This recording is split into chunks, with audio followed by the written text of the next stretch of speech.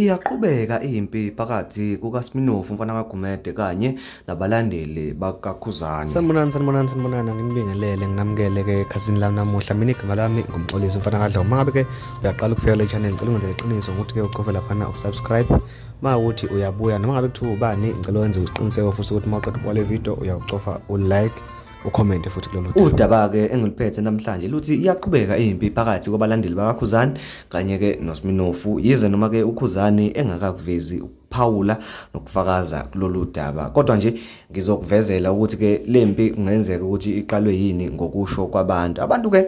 ezinkundleni zokuxhumana baveza ukuthi lempi kungenzeka ukuthi ke yaqala okanye lempi yaphehleka ngenkathi uKhuzani ethi ke egadla uMthandeni lapha kule track yakhe ethi ke icala aliboli. uKhuzani kuyazawala ke lapha ethi ke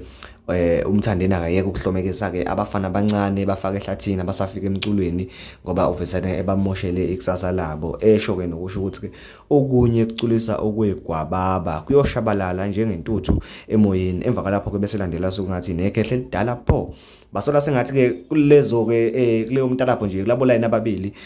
usuke mhlambe ke egijima noSminofu okuyena ke bathi mhlawumbe uculisa kwegwababa bese ke ikhehle lidala kube uyena kugadla ngoba phela ke ibona abantu ke ebebeshomene neGcokama Elisha kakhulukazi ke kulamalanga esiphuma kuwona ngeso ke likamlaleli ke enye futhi into engenzeka ukuthi yaphehla udlame phakathi kwabalandeli bakaKhuzani kanye noSminofu ukuthi ke uLwandlunkulu waposta leya post eyasusa ukukhuluma ethi aka 5 years uSminofu wafakaza naye wafika wathi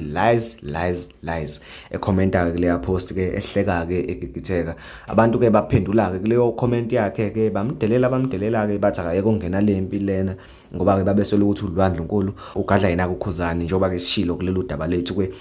odlule kule video ke edlule waphinda uSminofu emva kokuthi kuqeda kuphuma nje ialbum kaKhuzani isagcwele ke ey'nkundleni zokuxhumana abanye abantu bayigxeka abanye abantu bayincoma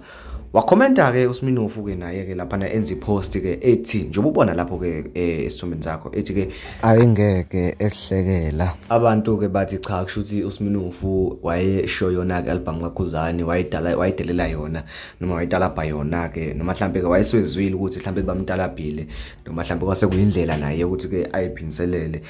okwenze kwabonakalisa okanye kwenze kwasolisa abanye abantu ukuthi ke kungenzeka ukuthi uKhuzani usethumile ke induna zakhe lapha nokuthi ke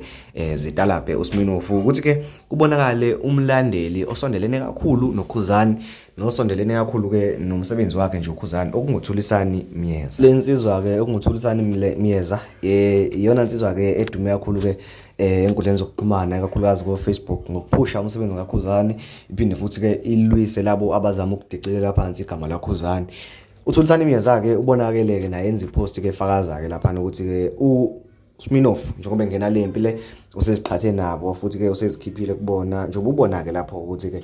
lento ke iphinde ifane ke nesimo ke esehlele uduma kahle emva kokuthi ashomane noMthandeni bona ke yena ke nje uthulisani Miyeza okumuntu osondelene kakhulu uyena umuntu wenza ukuthi kusolakala sengathi uKhuzani obathumayo ukuthi ke kudelelele abaculi emva kokuthi uduma kahle ezwane kakhulu noMthandeni ezemithengele izipho ke lapha emithengele impuphu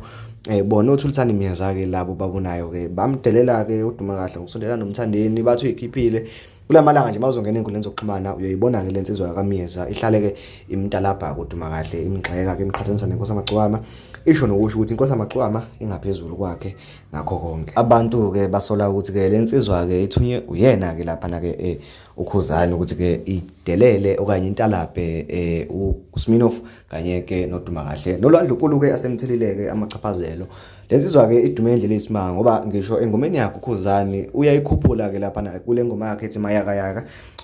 uyazwakala ke lapha uthibela ke ikhuphula ke lensizwa ke ibize ethi ayigijime batshela abafana abancane ukuthi ke abaqhele ke ujwayele ukuthi uthibela ukuthi ke ayibize lensizwa engomeni zayo engomeni ke zikaKhuzani mangabe bemfeaturishile lolu daba ke luyaqhubeka bayalicubungula abantu ngapha nangapha ngoba ke ikhona nje enye page lapha na Facebook ke ebhalile ke itshela yena futhi uSminofu ukuthi ke akayeke ukungena kule mpi lena ngoba ke uzoyiqhatha ke nabalandeli bakaKhuzani akangathathi uhlangothi uSminofu ke uphendule ngalokhu ekhalela ke namaBlue Nations ukuthi ke ayamzonda awazi ukuthi amzondelane